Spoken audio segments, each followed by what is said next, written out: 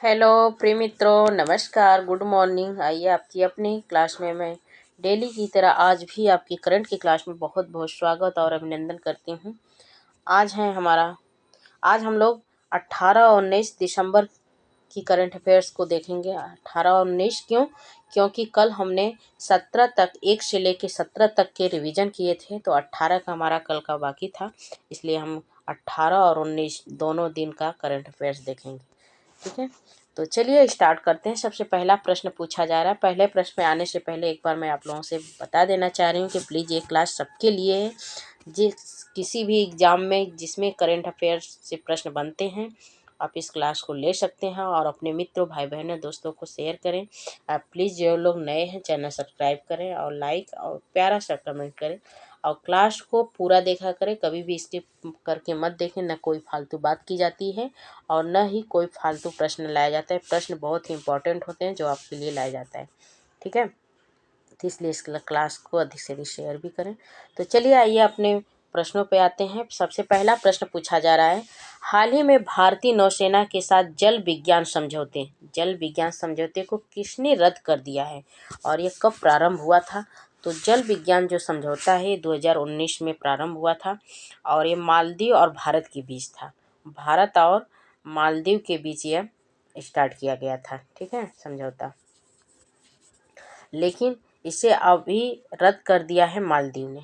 ठीक है, हाल ही में देश में पहली बार कोविड 19 आया था, तो सबसे कोविड 19 के नए सब वेरिएंट JN1, इस वेरिएंट का नाम है JN1 की पुष्टि कहाँ हुई है? इसकी पुष्टि कहाँ पे की गई है? तो ये जो पहला केस आया था ये लग्जमबर्ग के अंतर्गत आया था।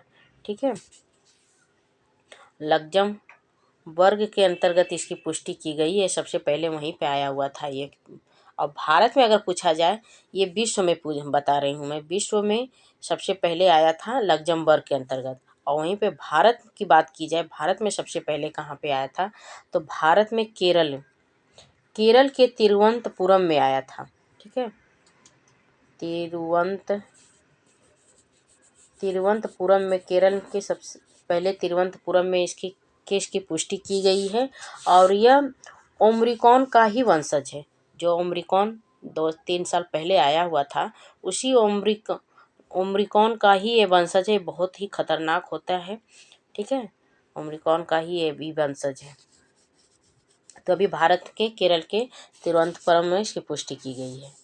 विश्व बैंक की प्रवासन और विकास रिपोर्ट के अनुसार 2023 में प्रवासियों से सर्वाधिक प्रेषण प्राप्त करने वाला देश कौन सा है? प्रेषण मीन्स होता है पैसा। प्रेषण मीन्स पैसा प्राप्त करना। सबसे ज़्यादा पैसा प्राप्त करने वाला, सबसे विदेशियों से पैसा सबसे अधिक किसके पास आ रहे हैं? तो भारत के पास आ रहे हैं। तो क्यों आ रहे हैं? क्योंकि हमारे जो भारत के लोग हैं वे विदेशों में, USA में आदि जगहों पे, विदेशों में अत्यधिक मात्रा में लोग निवास कर रहे हैं। जो अपने देश को छोड़कर दूसरे देश में निवास करते हैं उनको ही प्रवासी बोला जाता है। तो ये हमारे भारत के लोग ज़्यादा ही वहाँ पे निवास कर रहे हैं, इसलिए जो वहाँ की करेंसी यहाँ भारत में आ रही है उसको ही प्रेषण बोला जा रहा है। ठीक है, प्रेषण बोला जा रहा है। और यह 2023 की रिपोर्ट के अनुसार ही है। और ये कौन जारी करता है? तो ये विश्व बैंक जारी करता है। विश्व बैंक ये रिपोर्ट जारी करता है। तो विश्व बैंक के द्वारा यह जारी किया गया है। प्रवासियों की प्राप्ति में के मामले में भारत जो है सबसे पहले रैंक पे है भारत। ठीक है, भारत फर्स्ट रैंक पे है। और वहीं पे सेकंड रैंक पे पूछा जाए कौन है, तो सेकंड रैंक पे है मैक्सिको। तो सेकंड रैंक पे मैक्सिको है। और यहीं पे पूछा जाए कि प्रेषण का दूसरा नाम क्या है, तो प्रेषण का यहाँ पे दूसरा नाम एग्जाम में जो पूछा जा सकता है रेमिटांस है। रेमिटांस शब्द भी देकर पूछा जा सकता है। अगर प्रेषण नहीं दिया है तो रेमिटांस भी दिया जा सकता है। ठीक है, तो इसको याद रखिए। आइए अगले प्रश्न पे चलते हैं। हाल ही में में पुरुष वर्ग में ITF विश्व चैंपियन पुरस्कार 2023 किसे मिला है? ITF क्या है? ITF का सबसे पहले फुल फॉर्म जान लीजिए। तो ITF का फुल फॉर्म होता है अंतर्राष्ट्रीय टेनिस महासंघ। अंतर्राष्ट्रीय हिंदी नाम मैं बता रही हूँ आप लोगों को, अंतर्राष्ट्रीय टेनिस संघ। ठीक है, अंतर्राष्ट्रीय टेनिस संघ अंतर्राष्ट्रीय नाम इसका है। और ये 2023 में किसे मिला है? तो नोवाक जोकोविच को मिला है। ये नोवाक जोकोविच को मिला है।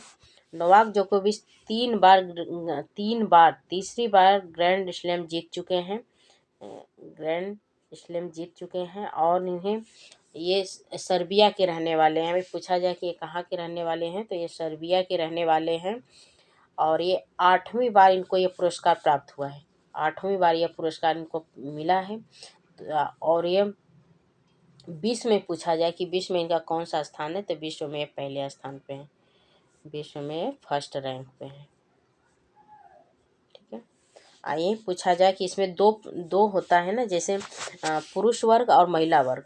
तो महिला वर्ग के अंतर्गत कौन है? तो महिला वर्ग के अंतर्गत है आर्यन सबलेका। आर्यन सबलेका जी हैं। आर्यन सबलेका जी हैं और ये बेलारूस की रहने वाली हैं। कहाँ की हैं? तो बेलारूस की ये रहने वाली हैं। ठीक है, बेलारूस की हैं ये। और इनका जो रैंक है वो सेकंड नंबर पे है। सेकंड नंबर पे इनका रैंक है। और फर्स्ट नंबर पे कौन है? तो फर्स्ट नंबर पे ईगा स्वाटेक है। ईगा स्वाटेक है, जो कि पोलैंड की रहने वाली हैं।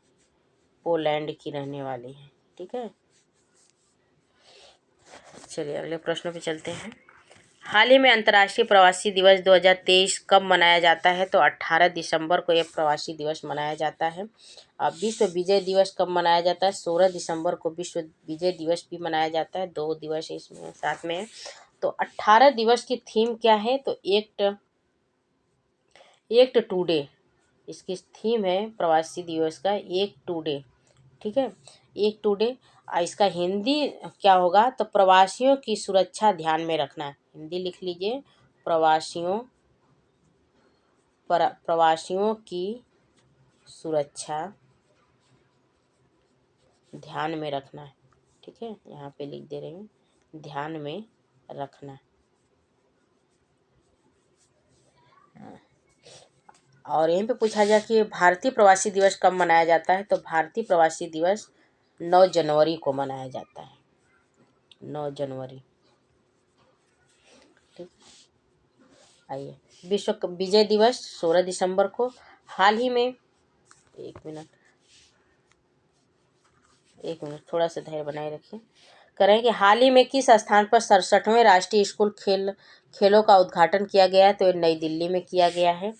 और इस क्लास का लास्ट प्रश्न है 8 नंबर का और लास्ट है, हाल ही में किस स्थान पर 17वें रयान अंतर्राष्ट्रीय बाल महोत्सव का उद्घाटन किया गया? तो ये भी नई दिल्ली में किया गया है। ठीक है, तो ये थे आज के इम्पोर्टेंट प्रश्न। आपको प्रश्न कैसे लगे कमेंट बॉक्स में ज़रूर बताएं। आप प्लीज़ क्लास को अधिक से अधिक शेयर और लाइक, और जो नए हैं प्लीज़ चैनल सब्सक्राइब। चलिए मिलते हैं अगले क्लास में, तब तक के लिए नमस्कार, जय हिंद, धन्यवाद। आप